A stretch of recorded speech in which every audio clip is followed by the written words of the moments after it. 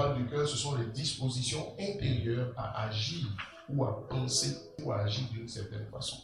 La Bible dit tel un homme pense, tel il devient. Mais comment il devient? Il devient parce qu'il agit. Donc, un homme pense, il agit sur la base de ce qu'il pense et ses actions produisent un certain résultat. En réalité, si vous voyez quelqu'un qui est méchant, tout part de son cœur. La Bible dit l'homme bon tire de bonnes choses du bon trésor de son cœur. Et l'homme mauvais tire de mauvaises choses du mauvais trésor de son cœur. Vous savez c'est quoi un trésor? Un trésor, ce n'est pas quelque chose qui s'expose. Donc un trésor, c'est quelque chose qui se cache. Ce n'est pas quelque chose qui se révèle. Donc ça veut dire qu'il y a des choses cachées dans le cœur de chacun de nous. C'est ce qui fait que tu es le type de personne que tu es. Si tu es une personne réservée, là, il y a un trésor dans ton cœur. Il peut être bon comme il peut être mauvais. Tu vois? Si tu es quelqu'un, on va dire, d'inhospitalier, c'est parce qu'il y a un trésor dans ton cœur. Peut-être que quand tu grandissais, tes parents aidaient des gens, et puis les gens n'ont pas été reconnaissants. Donc tu as grandi en te disant, les hommes ne sont pas bons. Quand tu es hospitalier, après ils te payent en monnaie de singe, n'est-ce pas? Voilà. Donc, je préfère ne pas être hospitalier. Il y a des personnes parmi nous ici, vous n'êtes pas en réalité. Ce qu'on voit de vous n'est pas ce que Dieu a prévu que vous soyez. Et c'est une des raisons aussi pour laquelle la grâce et la bénédiction du Seigneur tardent à se manifester dans votre vie. Pourquoi? Parce que ce que Dieu a prévu, il a prévu pour un type de personne. En fait, il faut que tu deviennes la meilleure version de ce que tu peux devenir. Il y a de mauvais trésors, mais il n'y a pas que de mauvais trésors. Il y a des bons trésors aussi. L'une des raisons de la foi aussi, ce sont les bons trésors. David a pu vaincre Goliath parce qu'il avait un bon trésor dans son cœur. En fait, David dit ceci, il dit, quand le lion et l'ours venaient pour prendre la brebis, je me levais et je les battais. Ça veut dire quoi? Il avait le souvenir. En fait, il n'en avait parlé à personne. Si les gens savaient que David avait l'habitude de tuer le lion et l'ours, quand Goliath est venu, c'est eux qui allaient aller le chercher. S'ils sont pas allés le chercher, ça veut dire qu'il n'en a pas parlé. Il n'en a pas parlé, mais c'était dans son cœur. Le trésor, c'est quelque chose qu'on cache, on n'expose pas jusqu'au jour où ça doit être révélé. C'était pas un exploit que David tue Goliath. Oh non, c'était un exploit pour les autres, mais pas un exploit pour David. Parce que David savait que Goliath n'avait pas l'envergure du lion, de l'ours, particulièrement de l'ours qu'il avait vaincu. Donc pour lui, il avait déjà répété ses gammes. Comme les gens qui ont fait des répétitions et puis tu dis, ils n'ont qu'à venir à un culte, non, ils ne font que rendre ce qu'ils ont appris et ce qu'ils ont maîtrisé de longue date. Donc pour David, c'était même pas un exploit. Les gens acclamaient, je suis convaincu que David était étonné. Il dit, mais pourquoi ils acclament? Je fais ça tous les jours. Mais c'est parce qu'il y avait un bon trésor dans son cœur, tu vois. Donc ça veut dire même pour gagner, là, pour être victorieux et tout cela, tout part encore du cœur. Tout part du cœur. Quelles sont les dispositions que tu as à l'intérieur de toi? Le cœur aussi, c'est comme je le disais, c'est une façon de penser. En réalité, si vous comprenez la notion de provision, alors vous allez faire attention dans la gestion de ce que Dieu vous donne. Parce que la provision, c'est pour vision. La vision, c'est quoi? C'est quelque chose, c'est un projet que Dieu veut réaliser. C'est quelque chose qu'on veut atteindre. Je parle de projet que Dieu veut réaliser. Tous ceux qui se perdent dans le chemin, ce sont les ambitieux. Les ambitieux finissent toujours par se perdre. Faites attention, on n'est pas des païens, nous sommes des chrétiens. Le monde est conduit par l'ambition. La plupart des ambitieux finissent par sortir du chemin. Ce n'est pas l'ambition qui doit nous conduire. Ce qui doit nous conduire, c'est la destinée que Dieu a mis dans ton cœur qui brûle en toi. Associé à votre destinée, il y a ce qu'on appelle les talents, les capacités. Parce que les talents et les capacités sont au service de votre destinée. Et il peut arriver que vous-même vous soyez conscient qu'en réalité, vous savez, si Dieu vous a appelé comme footballeur, donc il y a en vous l'art de pouvoir jouer au football. Je ne sais pas. Ça dit que ce n'est pas quelque chose que vous allez créer. Et quand le temps arrive, vos talents, vos capacités, vos potentialités vous appellent à effectuer ou à exercer quelque chose. Je ne sais pas. C'est comme si ça monte en vous. Vous prenez conscience de ce que vous avez. Et puis vous avez envie de faire telle ou telle chose. Ce n'est pas nouveau. Tout don parfait, toute grâce excellente vient du Père des Lumières. En fait, ce que j'ai compris avec Dieu, c'est que tout ce dont tu as besoin ne viendra pas d'ailleurs. C'est déjà là. C'est déjà en toi. C'est déjà en toi. Il faut en prendre conscience. Il faut faire sortir toutes ces choses-là. Mais en réalité, vous pouvez savoir par rapport à la destinée sur à quoi Dieu vous appelle. Et puis vous pouvez réaliser que vous n'êtes pas suffisamment pourvu pour ce que Dieu veut faire avec vous. Que la provision, l'homme est en corps, âme et esprit. Elle aussi, corps, âme et esprit. La provision, ce n'est pas seulement l'argent. La provision, ce sont les hommes. La provision, ce sont les circonstances. C'est l'occurrence, on va dire, ou la survenue de certaines circonstances pour permettre à un rêve que Dieu a mis dans votre cœur de se réaliser. Ça, c'est la provision. L'opportunité, c'est la provision. Parce qu'il ne suffit pas d'être compétent. Il faut une opportunité pour que vous puissiez vous réaliser. S'il n'y a pas d'opportunité, il y a des gens très compétents. Je suis convaincu qu'il y a des gens qui ont tellement de révélations qu'on ne connaît pas. Parce qu'ils n'ont pas eu l'opportunité. N'est-ce pas? C'est l'opportunité qui révèle les gens. David tuait déjà le lion et l'ours, mais il n'avait pas encore eu d'opportunité. C'est l'opportunité qui lui manquait. Quand l'opportunité est venue, les gens ont su ce qu'il avait dans le ventre. Ma prière pour toi, c'est que l'opportunité vienne au nom de Jésus. C'est que Dieu te donne l'opportunité au nom de Jésus. Je t'assure que Dieu te donne l'opportunité. Vous comprenez qu'en réalité, ce n'est pas pour vous. C'est pour servir une vision du Seigneur que Dieu vous a donné la provision. Et dans cet instant, vous avez tendance à le mettre au service du Seigneur. Parce que vous savez que c'est pour une vision du Seigneur. Et quand vous avez ce type de cœur, Dieu se dit une chose. Si, avec le peu qu'il a, il peut se priver d'une partie, ou même souvent de tout ce qu'il a, parce qu'il comprend que tout ce que je lui donne, c'est pour une vision.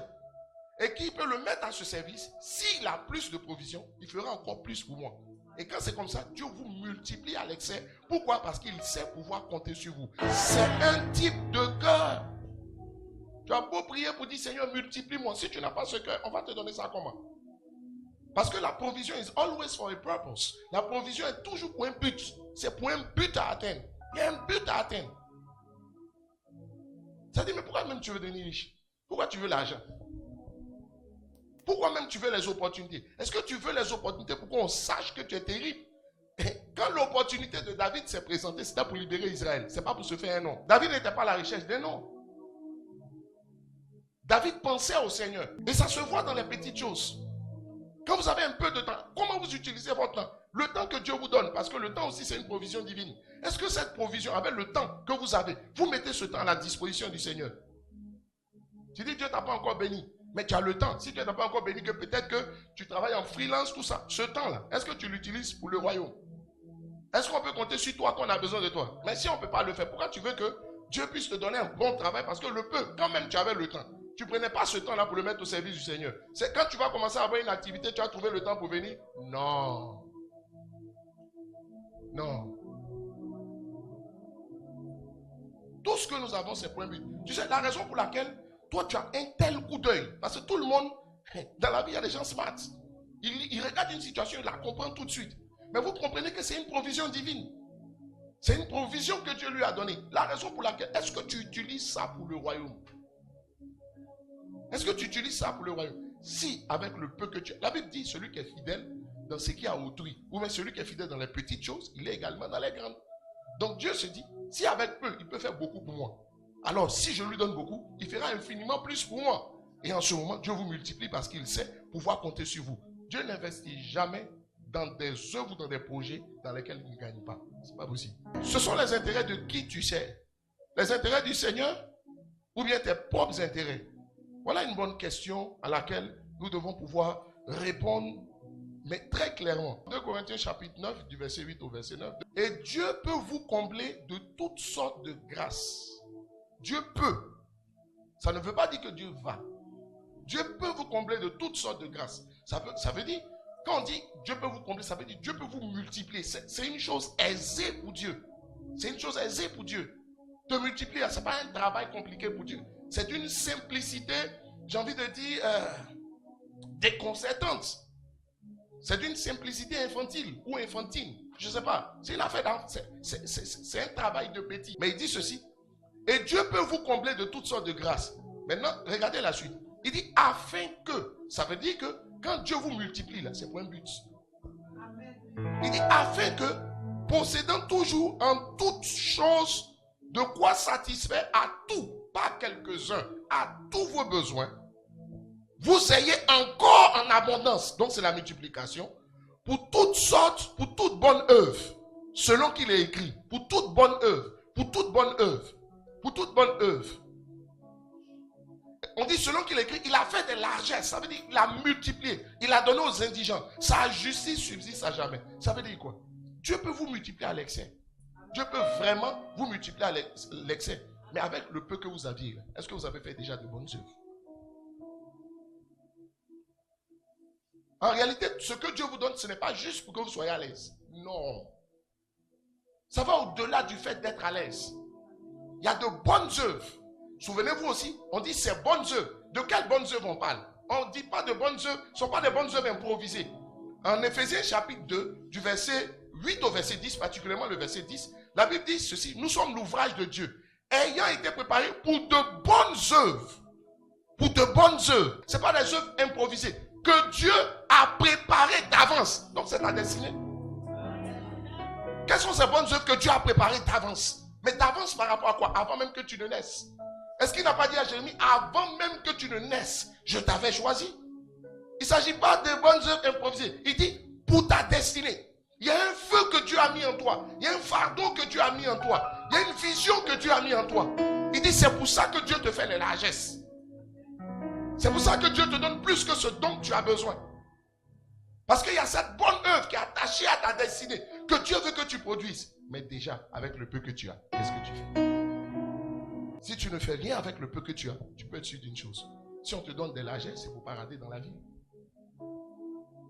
Tu ne peux pas être utile pour le royaume. Et vous savez, quand Israël même sortait d'Égypte, on dit qu'il y avait le chemin le plus court. Mais Dieu ne leur a pas permis de prendre ce chemin le plus court.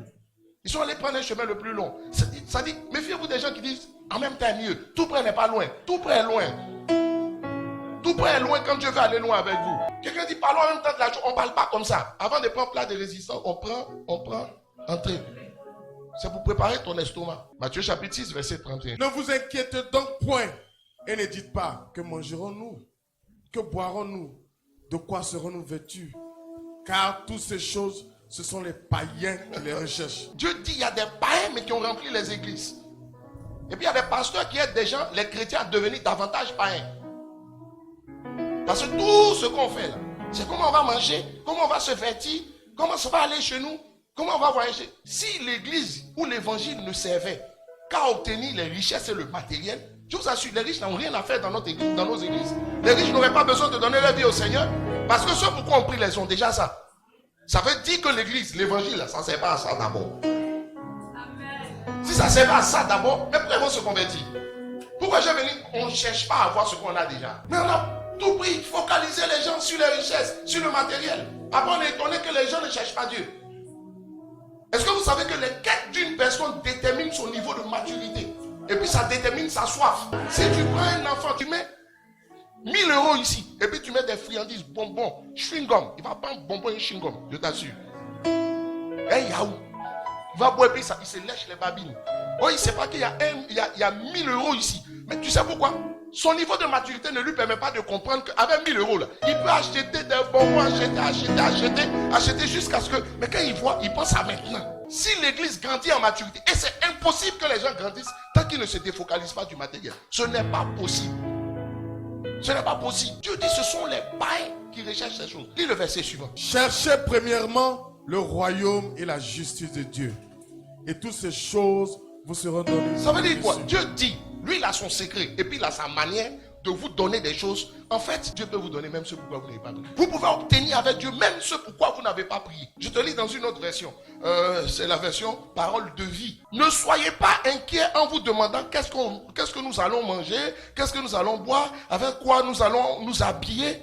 En effet, les gens qui ne connaissent pas Dieu cherchent ces choses, cherchent tout cela sans arrêt. Donc le problème que Dieu a, c'est pas que tu cherches à savoir comment tu vas manger. Premièrement, c'est que tu t'en inquiètes. Et deuxièmement, que tu les cherches sans arrêt. Et quand tu te tiens devant Dieu pour prier, tous les jours, c'est quoi? Seigneur, mon travail. Seigneur, mon mariage. Dieu a un problème. C'est le sans arrêt.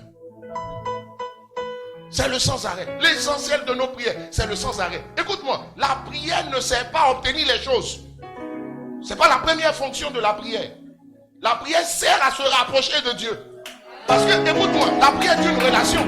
C'est pas une activité, c'est une relation. C'est pas juste une activité, c'est une relation. Donc si la prière est une relation, elle sert à s'approcher de Dieu. Or quand tu t'approches de Dieu, tu es transformé en l'image de ce que tu côtoies. Marche avec le sage, tu deviens sage. Donc tu marches avec quelqu'un qui est loin, tu vas finir loin. Tu marches avec quelqu'un qui cherche Dieu, tu vas finir par chercher Dieu. Donc si tu marches avec Dieu, comment tu vas pas finir par chercher ce que Dieu veut? Et donc si les gens ne cherchent pas ce que Dieu veut, c'est qu'ils ont le sentiment qu'ils marchent avec Dieu, mais c'est pas avec Dieu. Ils marchent pas avec Dieu. Nous tous qui le visage découvert, contemplons comme au travers d'un miroir la gloire de Dieu. En cette même image, 2 Corinthiens 3 verset 18, nous sommes transformés de gloire en gloire. Ça veut dire quoi? La prière sert d'abord à transformer celui qui s'approche de Dieu. Ça ne sert pas à changer d'abord sa situation. Ça cherche à transformer, du moins, ceux qui s'approchent de Dieu. Dieu dit sans arrêt. Ça veut dire dans l'église, là, tous les jours qu'on prie, c'est le mariage. Tous les jours on prie, c'est le travail. Sans arrêt. Il a deux problèmes. Il dit, c'est que tu t'en inquiètes. Et deuxièmement, que tu pries pour ça sans arrêt. Sans arrêt. Ah, il n'y a pas autre sujet dans l'église. La prière, c'est à s'approcher de Dieu. Puis la prière, c'est à faire venir le règne de Dieu dans ta vie. Dieu fait les largesses parce qu'il y a des bonnes œuvres. Ça veut dire quoi? Dieu pourvoit un individu en fonction de sa destinée. Dieu nous multiplie à l'infini pour que nous fassions plus pour lui. Écoute-moi, quand Dieu te donnera plus d'argent, quand Dieu déversera plus d'onction, quand Dieu te créera plus d'opportunités, c'est pas pour que vous soyez à l'aise. C'est pour que vous fassiez plus pour lui. Quand vous avez le bon cœur, Dieu vous donne l'onction vite. Deuxième raison pour laquelle Dieu donne la multiplication à l'infini. Genèse chapitre 12, verset 2. La Bible dit dans ce passage, je ferai de toi une grande nation et je te bénirai. Je rendrai ton nom grand et tu seras une source de bénédiction. En réalité, le « et » en hébreu traduit souvent le « en » en français. Il dit ceci, donc je ferai de toi une grande nation en te bénissant. Ok? Je rendrai ton nom grand et tu seras une source de bénédiction. Un homme n'est pas béni jusqu'à ce qu'il soit une source de bénédiction. Lorsqu'un homme est béni, il a tout ce qu'il faut pour lui. Mais la finalité de Dieu, c'est pas que tu aies tout ce que tu veux, tout ce dont tu as besoin, et que tu en aies en quantité supérieure à tes besoins. Non, Dieu n'appelle pas ça la bénédiction. Que tu puisses manger à ta faim, que tu puisses scolariser tes enfants sans problème et tout ça. Dieu n'appelle pas ça encore la bénédiction. Ça, c'est ce que le monde appelle la bénédiction. Ça, c'est ce que les chrétiens charnels qui pilulent nos églises appellent la bénédiction. Quand tu as voyagé un peu, viens dire non, je vois la gloire de Dieu sur toi. De quelle gloire tu parles? Et je vois la gloire de Dieu. Frère, Dieu t'a béni, hein? Dieu t'a béni quoi? C'est pas la bénédiction aux yeux du Seigneur. Aux yeux du Seigneur, on est béni quand on commence à jouer son rôle de source de bénédiction. Et qu'est-ce que ça signifie devenir une source de bénédiction? Ça signifie simplement, quand Dieu dit tu seras une source de bénédiction, il est en train de dire je bénirai les autres, mais pas toi. Une personne est bénie lorsque d'autres personnes sont bénies par elle. En fait, c'est un grand accomplissement que d'être une source de bénédiction, d'être une réponse pour les autres. C'est cela le grand accomplissement. C'est simple, hein? Regardez le monde, regardez les païens, puis regardez-nous. Il doit y avoir une différence dans notre approche et dans notre perspective de la vie. Pour les païens, l'aboutissement, c'est d'avoir tout ce qu'ils veulent. Pour Dieu, le grand aboutissement, c'est de devenir une source de bénédiction. C'est-à-dire, c'est de devenir une réponse pour les autres. C'est que vous puissiez vous disposer afin que Dieu bénisse les autres, mais à travers vous. En fait, c'est quoi? Dieu dit, toi, je te bénis afin que les autres soient bénis par toi. Je te fais des largesses afin que les autres soient bénis par toi. Si vous n'avez pas cette mentalité, Dieu ne vous multipliera jamais. Vous allez faire de la rétention, alors que vous devez juste être une voie de transmission. Il n'est pas question de rétention, mais de transmission. Il dit, je te bénirai et tu seras une source de bénédiction. Frère, c'est une mentalité. La mentalité de la source de bénédiction. La mentalité qui consiste à se voir comme une solution pour les hommes. Souvent, tu entends des gens dire, il faut t'intéresser, il faut t'occuper de ta vie. Les gens qui s'occupent de leur vie, là, rien que de leur vie, Dieu ne les multiplie pas. Je te garantis. On dit, mon gars, tu as trop de problèmes, occupe-toi. C'est le gros piège du diable. C'est le gros piège. Makataya.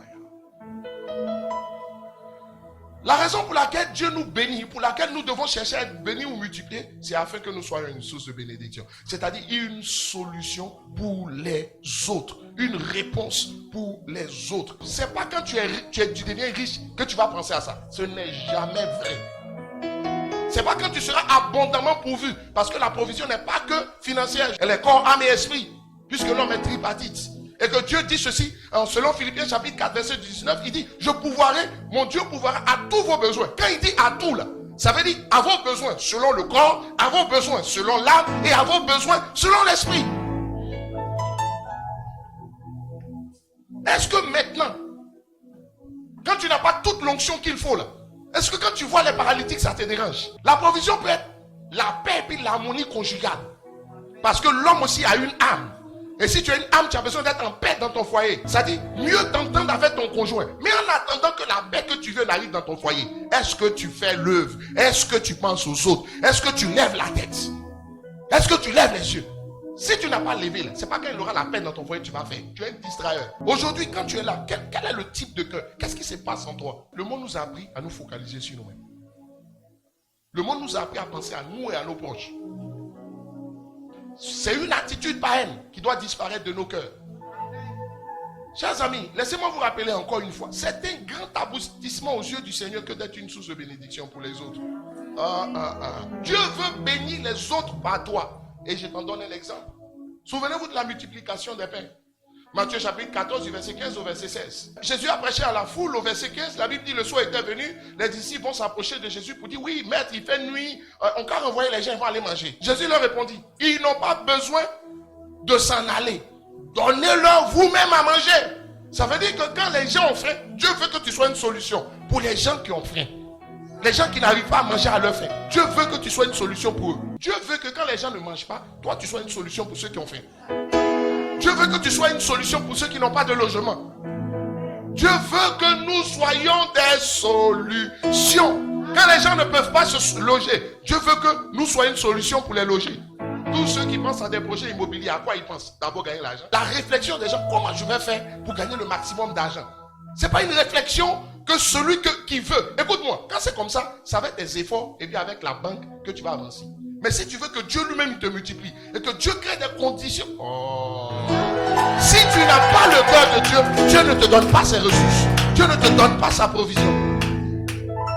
Il y a des manières d'attirer la bénédiction de Dieu, mon gars.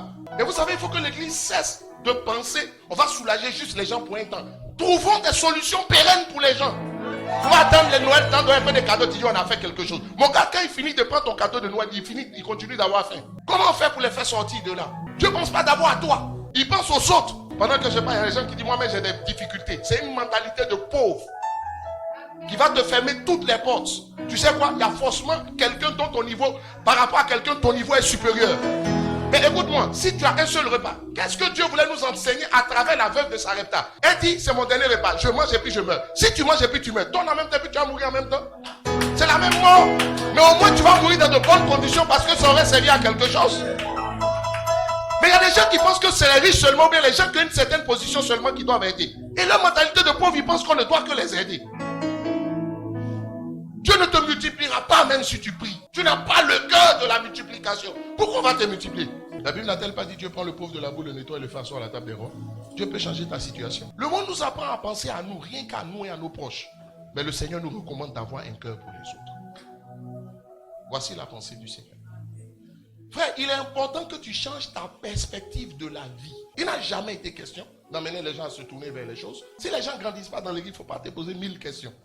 Ce vers quoi tu les attires, c'est ce qu'ils deviennent. La Bible dit, aussi longtemps que l'héritier enfant, il ne diffère rien d'un esclave. Un esclave, il souffre. On dit, alors qu'il est maître de tout, on établit sur lui un tuteur. Ça veut dire qu'il y a des gens que Dieu a déjà exaucés. Mais le problème, tu es enfant. Donc la provision, on ne peut pas te donner. Change ta perspective de la vie. Il faut que tu commences à avoir un cœur pour les autres. En 1 Samuel chapitre 13 au verset 14 et en Actes chapitre 13 verset 22, le Seigneur va dire dans sa parole que David est l'homme selon son cœur. Quand on dit que David est l'homme selon le cœur de Dieu, le mot selon vient d'un mot latin qui est sub lugum.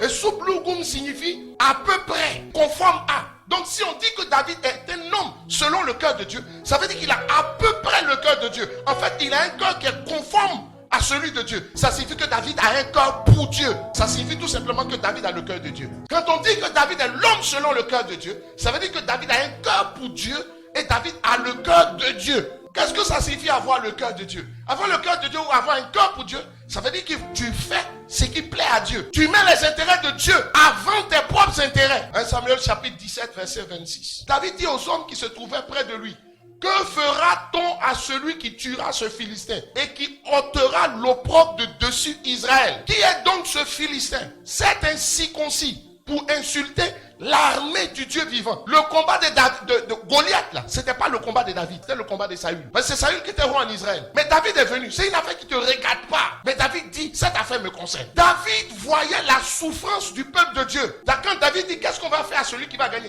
Il n'était pas à la recherche d'intérêt. Parce que suivez la suite d'intérêt personnel. Il dit, pourquoi il insulte le peuple de Dieu? Pourquoi? Ça veut dire qu'il est en train de mener le combat du Seigneur. Il ne menait pas son propre combat. David a affronté Goliath parce qu'il fallait défendre la réputation du Seigneur. Il n'était pas là en train de rechercher quelque chose pour lui. Il ne recherchait rien pour lui. 1 Samuel chapitre 17 verset 36. David va dire, c'est ainsi que ton serviteur a terrassé le lion et l'ours. Et il en sera du Philistin, de cet incirconcis, comme de l'un d'eux, car il a insulté l'armée du Dieu vivant. David dit, cette affaire-là, je ne laisse pas parce que j'ai quelque chose personnellement à gagner, mais ce gars-là a insulté l'armée du Dieu vivant. C'est-à-dire que David se dresse par rapport aux intérêts du Seigneur et non à des intérêts personnels. David mettait les intérêts de Dieu avant les siens. Mais en même temps, quand tu sais les intérêts de Dieu, tu vas avoir aussi pour toi. Après, il a eu une femme, pas n'importe quelle femme. Il est devenu le gendre du roi. Mais c'est pas pour devenir gendre du roi qu'il allait affronter Goliath. Il avait un souci. Mais pourquoi même il insulte Dieu? Pourquoi même il parle comme ça de l'armée du Seigneur?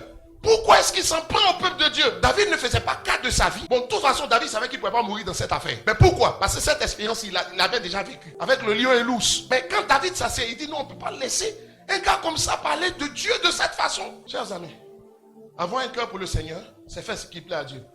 Avoir un cœur pour le Seigneur, ou bien le cœur du Seigneur, c'est défendre les intérêts du Seigneur.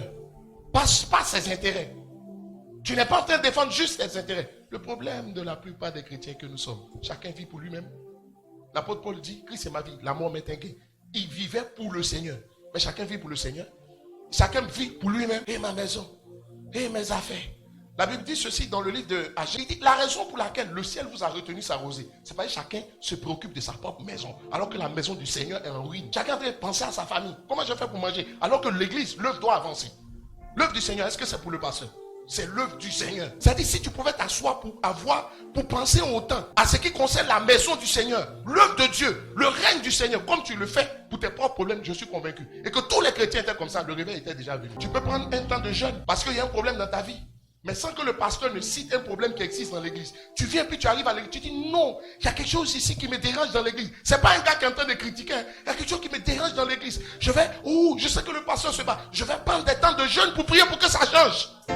Mais tout ça, mais en fait, la seule chose que tu sais faire, c'est de critiquer. Comme si le pasteur ou bien son équipe, ils vont faire exprès pour mal faire. Mais souvent, je me demande comment certains voient la vie, quoi. Attends, quelqu'un a tout laissé pour venir gâter l'œuvre aussi. Pour laquelle il a sacrifié sa vie. Arrêtons-nous et puis comprenons pour savoir qu'il y a quelque chose qui ne va pas avec nous. Personne ne peut se fossoyer. C'est pourquoi tu travailles tant. Tu défends les intérêts de Dieu. Tu peux venir t'asseoir pour dire non, ça, les chantes. J'aspire à une autre manifestation. C'est pas venir dire les chantes, quand ils chantent même. Que si tout l'autre là. Tu fais comme ça. Frère, mets-toi et puis prie, jeûne. Pour dire Seigneur, il faut que ça change. Mais écoute-moi, est-ce que tu as déjà pris ta tête? Mais dans les églises, c'est le pasteur seulement qui se soucie de l'œuvre. Et puis quelques fidèles. Tu as trop pensé à toi. Mon gars, ça t'a rien apporté. Disons-nous la vérité. Depuis, tu penses à tes problèmes. Si tu as pensé à tes problèmes, ce n'est pas solutionné. Mais il faut commencer à penser aux problèmes de Dieu. De toute façon, Dieu n'a pas de problème. Si tu veux obtenir un résultat que tu n'as jamais obtenu, il faut faire les choses que tu n'as jamais faites. En Matthieu chapitre 25, verset 36. Jésus dit, j'étais nu, vous ne m'avez pas vêtu. J'étais malade, vous ne m'avez pas visité. J'étais en prison, vous n'êtes pas venu vers moi. Verset 37. Et les justes lui diront, Seigneur, quand avons-nous vu avoir faim, t'avons-nous donné à manger? Ou avoir soif et t'avons-nous donné à boire?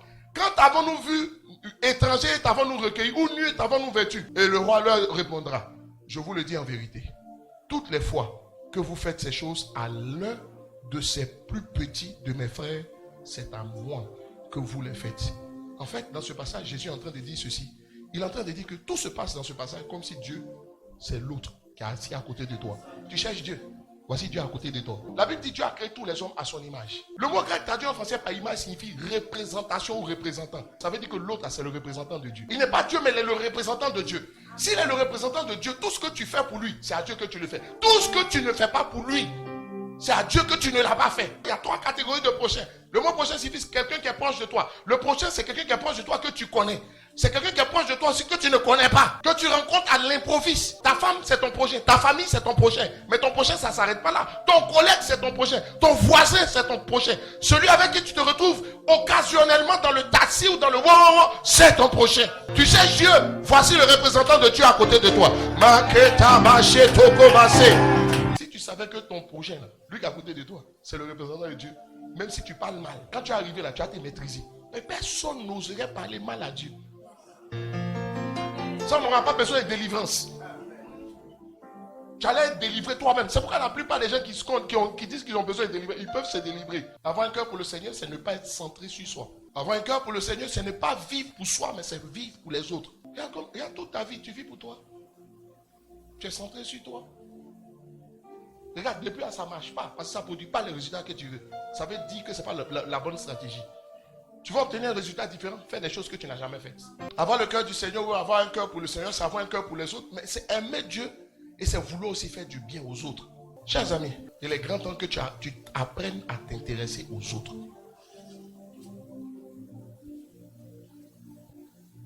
C'est la clé de la multiplication. Un arbre ne produit pas du fruit pour lui-même. Non. Apprends à t'intéresser aux autres.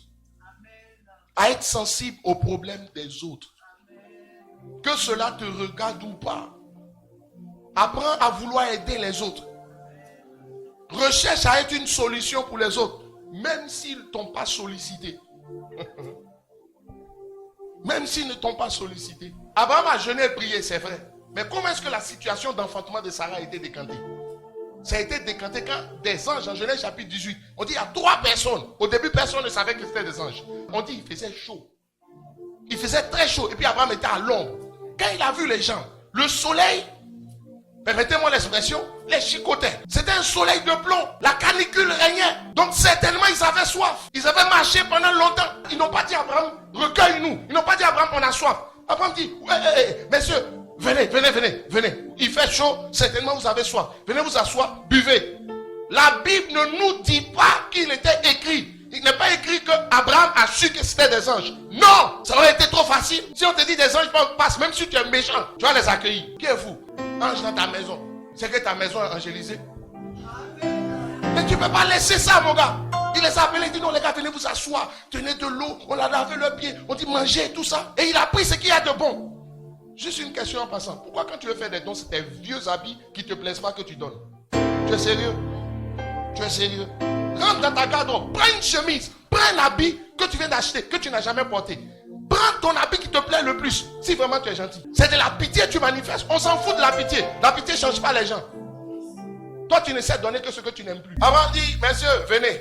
Mais c'est étrange, ils étaient 3. Mais en réalité, c'était le Père, le Fils et le Saint-Esprit qui l'ont visité. Oh, yataka. La Bible dit, pour avoir manifesté de l'hospitalité, des gens ont accueilli des anges. Quand on dit hospitalité, c'est ouvrir sa maison aux gens. Mais ton corps est le temple du Saint-Esprit. Donc ta vie, c'est ta maison. Quand tu es ouvert vis-à-vis des gens, tu manifestes de l'hospitalité. C'est pas les amener juste dans ta maison. Quand tu vois quelqu'un que tu ne connais pas, ton attitude, tu vois quelqu'un qui est assis, même quand tu viens à l'église, que quelqu'un n'a pas sa Bible, tu n'as même pas la présence d'esprit de lui dire, partageons ensemble la Bible pour qu'on lise. C'est ton cœur qui est là. Et puis tu veux la multiplication. C'est pour venir pour dire le pasteur n'est qu'à t'installer dans les premières chaises. En Hébreux chapitre 3, versets 6 à 9, Salomon répondit, tu as traité avec une grande bienveillance ton serviteur David, mon père, parce qu'il marchait en ta présence dans la fidélité, dans la justice, dans la droiture de cœur envers toi. Tu lui as conservé cette grande bienveillance et tu lui as donné un fils. C'est-à-dire en l'occurrence lui qui est assis sur un trône comme on le voit aujourd'hui. Maintenant, Éternel, tu as fait régner ton serviteur à la place de David, mon père. Et moi, je ne suis qu'un jeune homme. Je n'ai point d'expérience. Ton serviteur est au milieu du peuple que tu as choisi. Peuple immense qui ne peut être ni compté ni nombré à cause de sa multitude. Accorde donc à ton serviteur un cœur intelligent pour juger ton peuple, pour discerner le bien du mal. Car qui pourra juger ton peuple, ce peuple si nombreux? Verset 10. La Bible dit, cette demande de Salomon plut à Dieu. Ça veut dire qu'il y a des gens qui font beaucoup de demandes. On prie tous. Mais il y a des demandes qui ne disent rien à Dieu. Dieu dit, cette demande plut à Dieu. Ça dit, en fait, Salomon avait un cœur pour les autres. Dieu s'est révélé à lui. Et puis Dieu dit, demande ce que tu veux.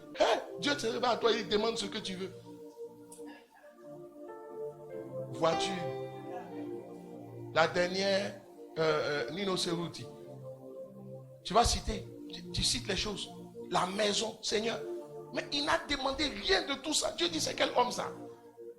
Et regardez dans la suite. Dieu va lui dire, au verset 11, et Dieu lui dit, puisque c'est là ce que tu demandes, puisque tu ne demandes rien pour toi, ça veut dire qu'il avait un cœur pour les autres. On dit, il vit mal, mais il avait un cœur pour les autres. Et puis c'est vrai qu'il vivait mal. Mais il avait un cœur pour les autres. Dieu dit, là encore, tu ne demandes rien pour toi. Dieu dit, non. Ce petit est spécial. Tu ne demandes rien pour toi. Tu ne demandes rien pour toi. Tu ne demandes pas pour toi une longue vie, ni les richesses, ni la mort de tes ennemis. Ça veut dire que Dieu n'aime pas qu'on tue nos ennemis. Dieu n'aime même pas que tu invoques le malheur sur celui qui te fait du mal. Dieu dit ceci. Et que tu demandes de l'intelligence pour exercer la justice. Verset 12. Voici, j'agirai selon ta parole. Je te donnerai un cœur sage et intelligent, de sorte qu'il n'y aura aucune personne avant toi et qu'on ne fera jamais personne de semblable à toi. On dit jamais personne. Ça veut dire qu'il y a des gens, Dieu les crée. Dieu dit, il n'y aura plus jamais personne après toi, dans ta dimension. Et il va dire ceci, je te donnerai en outre ce que tu n'as pas demandé. des richesses et de la gloire, de telle sorte qu'il n'y aura pendant toute ta vie aucun roi qui soit pareil à toi. Dieu dit quoi? Dieu dit que tu n'as pas de même l'argent. Il dit, parce que tu n'as rien demandé pour toi, moi je vais te donner ce qui te concerne toi. En fait, ça veut dire quoi? Le principe que Dieu nous enseigne ici, c'est que quand quelqu'un dans la prière ne demande rien pour lui, il ne se concentre pas sur lui, Dieu sait que tu as des besoins. Dieu aussi s'occupe de tes besoins. Et puis il te donne même ce que tu n'as pas, ce pourquoi tu n'as pas prié. Au lieu de prier pour ton mariage, ton travail, prie pour la croissance de l'église. Au lieu de prier pour ton travail, pour ta mère, prie pour qu'il y ait plus de grâce sur la vie du pasteur. Au lieu de prier pour ton travail, prie pour la soeur que tu vois qui vient à l'église avec des vêtements bizarres. En fait, Dieu dit dans ce passage que je vais mieux m'occuper de tes affaires. Au moment de demander, parce qu'on prie, quand on prie, on demande. Quand tu pries, si tu te concentres sur les autres et les besoins des autres, je vais mieux m'occuper de tes problèmes à toi. Tu jeûnes, tu fais jeûne et prière parce que tu dis non, Seigneur, il y a des gens qui ne travaillent pas trop dans l'église ici. Bon, ce n'est pas votre cas. Dis Seigneur, aujourd'hui je vais prier pour tous ceux qui ne travaillent pas. Or, pendant que tu es en train de prier, tu as une affaire qui est bloquée quelque part, on doit signer ton dossier. Ça dit, tu pries pour les gens. Quand tu as fini, tu prends 2 minutes, tu pries pour toi. Tu dis au Seigneur, souviens-toi de mes sujets. Mais ce que nous on fait, on prend, si c'est 1 heure de prière, on prend 58 minutes pour prier pour nous. Et puis on dit, Seigneur, quand ils ont trop eu, Seigneur, souviens-toi de Adjoa, souviens-toi de qu'on a inventé la terre, souviens-toi de telle personne. Kofi Mao, souviens-toi. Sinon on dit pas au Kofi. C'est ça ta mentalité. Maintenant, quand tu finis, tu vois que tu as pris tout ce temps pour toi et puis Dieu n'a rien fait. Écoute, change de stratégie. Dieu dit, donc toi, tu peux prier. Il dit, tu n'as rien demandé pour toi. Donc je vais m'occuper. Si tu n'as rien demandé pour toi, il faut que moi je m'occupe de pour toi. Parce que si tu n'as rien demandé pour toi, il faut bien que quelqu'un s'occupe de pour toi. Mais moi-même. Ça veut dire qu'il y a des personnes, Dieu lui-même se charge de leur sujet. Il y a des gens qui ont envie de montrer à Dieu qu'ils ont plus de problèmes que les autres. Dieu dit, moi-même, là, je vais m'occuper de tes problèmes. Moi-même. Si tu veux que Dieu lui-même s'occupe de tes sujets, il faut te concentrer sur les autres. Tu vois, les périodes où tu as le plus, où tu sens que tu as vraiment besoin de prier pour que les situations se déclenchent, c'est les périodes où tu dois plus prier pour les autres. Salomon n'a pas obtenu richesse et gloire en jeûnant et en priant. C'était le bonus. Et Dieu lui-même qui a déclenché la chose parce qu'il a su se concentrer sur les autres. Comme quoi tu peux obtenir de Dieu ce pourquoi tu n'as pas prié. Mais de quelle façon? Concentre-toi sur les autres. Aie un cœur pour les autres. Si vous avez un cœur pour les autres, votre manière de prier va changer. Vous allez adresser au Seigneur des prières qui vont au-delà de vos besoins. Éphésiens chapitre 4, verset 28. Que celui qui dérobait ne dérobe plus, mais plutôt, suivez bien, qu'il travaille en faisant de ses mains ce qui est bien, pour avoir de quoi donner à celui qui est dans le besoin. On n'a pas dit pour combler ses besoins. Normalement, quand tu lis ce verset, tu dis, mais attends, qu'il finisse de résoudre ses problèmes avant de pouvoir avoir de quoi donner aux autres. Il dit, pour avoir de quoi donner à celui qui est dans le besoin. Mais vous savez quoi? S'il vole et qu'il ne travaille pas, ça veut dire lui-même il est dans le besoin. Donc s'il se focalise sur tous ceux qui sont dans le besoin, il fait partie de ceux qui sont dans le besoin. Au lieu de prier pour ton mariage, Dieu attend de toi que tu pries pour toutes les sœurs qui ne sont pas mariées. Ça, c'est une prière qui va au-delà de ton besoin. C'est une prière qui n'est pas centrée sur toi. On dit que celui qui volait ne vous dérobe plus, mais qui travaille en faisant de ses mains de ce qui est bien. On dit du revenu de tes mains, on dit pour avoir de quoi. On aurait dû dire non seulement combler ses besoins, mais pouvoir également, pour donner également à celui qui est dans le besoin. Dieu dit, toi, mets-toi à côté. Pour avoir de quoi aider ceux qui sont dans le besoin. Mais le mystère, c'est que toi-même aussi tu es dans le besoin. Est-ce que tu sais que quand tu pries pour toutes les soeurs qui ne sont pas mariées, tu pries en même temps pour toi? Mais en fait, ce que tu montres au Seigneur, c'est que tu n'es pas focalisé sur toi, mais tu es focalisé sur les autres. Même quand tu pries, si tu n'arrives pas à enfanter, Dieu ne veut pas que tu pries pour toi, pour mon enfantement. Prie pour toutes les soeurs qui n'ont pas encore enfanté. Ça veut dire quoi? Quand tu as un problème et que tu veux prier pour ce problème, Dieu veut que tu lui adresses des prières qui vont au-delà de tes besoins. Regarde dans l'église, regarde autour de toi des gens qui ont le même problème que toi et prends-les un à un et puis prie pour eux. Tu vois, quand tu te concentres sur Dieu lui-même, Dieu lui-même va se charger des tiens. En 1 Samuel chapitre 1, verset 10 jusqu'au verset 11, regardez, la Bible dit et l'amertume dans l'âme, elle brilla. Et l'amertume dans l'âme, elle brilla. Et l'amertume dans l'âme, il s'agit de Anne, elle brilla. Elle pria l'Éternel et versa des pleurs. Elle fit un vœu en disant, Éternel des armées, si tu daignes regarder l'affliction de ta servante, si tu te souviens de moi et n'oublie point ta servante, et si tu donnes à ta servante un enfant mâle, je le consacrerai à l'Éternel tous les jours de sa vie. Et le rasoir ne passera point sur sa tête. Ça dit, il sera un naziréen, c'est-à-dire quelqu'un de consacré au Seigneur. Vous savez, Anne a fait une prière qui allait au-delà de ses besoins. Elle n'a pas voulu Samuel pour elle-même. Elle a voulu Samuel pour tout Israël. Tous les jours, elle priait pour avoir un enfant. Mais c'est comme si les autres fois, ça ne marchait pas. Vous savez, Dieu est Dieu. Et Dieu regarde le cœur des gens. Je suis convaincu qu'il s'est produit un déclic dans son cœur. Il dit non. Le secret, c'est que je demande cet enfant. Pas pour que Pénina dise, je dis à Pénina, tu as enfant, moi aussi j'ai enfant. C'est charnel tout ça. Dieu n'est pas dans ces choses d'homme inutiles. Elle dit, Seigneur, donne-moi un enfant. Si tu donnes un enfant, en réalité, je te le consacre. Ça veut dire quoi? La prière allait au-delà de ses besoins parce qu'elle a pensé à tout Israël. Souvenez-vous, c'était une période où Dieu s'était tué en Israël. C'est pourquoi le sacrificateur Élie, à ne pas confondre avec le prophète, n'est-ce pas, n'arrivait même pas à savoir que c'était Dieu qui avait parlé à Samuel. Parce que Samuel allait vers lui à 3 reprises. L'enfant vient et dit, mais est-ce que tu m'as appelé? Il ne savait même pas que c'était Dieu. Et en fait, c'était une période tellement spirituellement difficile pour Israël. Les fils d'Élie, le sacrificateur, Ophni, Phinehas, et tous ceux-là, c'était des bandits.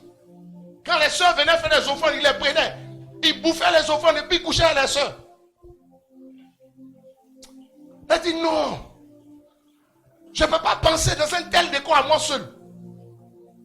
Je veux un fils, mais qui sera pour tout Israël. Un fils qui ne sera pas ma propriété, mais qui sera pour tout Israël. Dieu dit, tu sais faire des prières qui vont au-delà de tes besoins. Il faut te calmer, ma fille. Voici notre dimension des prières qui vont au-delà de nos besoins. Chers amis, ce qui m'a marqué, le Saint-Esprit m'a dit, regarde, elle dit ceci. On dit ceci au début du verset. Au verset 10, l'amertume dans l'âme. Est-ce que vous savez que quand vous n'êtes pas marié, vous connaissez la douleur de ceux qui ne sont pas mariés. Et vous êtes les personnes les mieux placées pour prier. Pourquoi? Parce que vous ne priez pas out of your mind, mais vous priez à partir de votre cœur. C'est parce qu'elle avait de l'amertume, elle avait le fardeau pour le sujet. En fait, Dieu ouvre tes yeux sur le fait que tu n'es pas encore marié. C'est pour que tu aies le fardeau. Tu vois, quand tu as le fardeau, tu as le poids, tu ressens ce que celles qui ne sont pas mariées, ce qu'elles ressentent chaque jour. Tu es la personne la mieux indiquée pour prier. Pas pour toi. Parce que le problème de Dieu, tu es égoïste. La Bible dit, de même que Christ a souffert, il peut exhorter celui qui souffre. Ça veut dire que celui qui vit quelque chose, il est la personne la mieux adaptée pour porter le fardeau de ceux qui sont dans cette situation. Mais Dieu veut que tu te cites en dernier. Vous savez, vos besoins, vos douleurs, c'est-à-dire ce qui vous empêche de dormir, vos souffrances et les manques auxquels vous êtes confrontés et auxquels vous avez été confrontés, ce sont des indicateurs des types de problèmes pour lesquels Dieu vous établit comme solution. Si dans ta vie, là, tu as souffert de problèmes de logement et que tu étais ballotté de personne en personne, ça veut dire que Dieu t'a établi. Tu connais leur souffrance. Même si tu n'es plus dans ce problème, toi-même, fléchis genoux et puis prie pour eux tous les jours. Tu sais ce que tu as vécu quand tu passais par là. Parce que le problème, beaucoup de personnes prient sans avoir le cœur du sujet pour lequel ils prient. Il faut que ton sujet soit soutenu par le cœur en arrière. Dans 2 Corinthiens chapitre 1 verset 3, la Bible dit, béni soit Dieu, le Père de notre Seigneur Jésus-Christ, le Père des miséricordes et le Dieu de toute consolation, qui nous console dans toutes nos afflictions, afin que, par la consolation dont nous sommes l'objet de la part de Dieu, nous puissions consoler ceux qui se trouvent dans quelque affliction. Ça veut dire quoi? La raison pour laquelle Dieu te console, ce n'est pas à cause de toi. Pour que tu saches comment on console les gens. Ça dit, dans la tête de Dieu, tu es important, mais tu n'es même pas le centre de l'affaire. En fait, Dieu te console pour que tu saches comment on console. Et que tu sois désormais un objet. On va dire un instrument de consolation. Chers amis, si nous avons ces deux cœurs-là, nous sommes qualifiés pour la multiplication.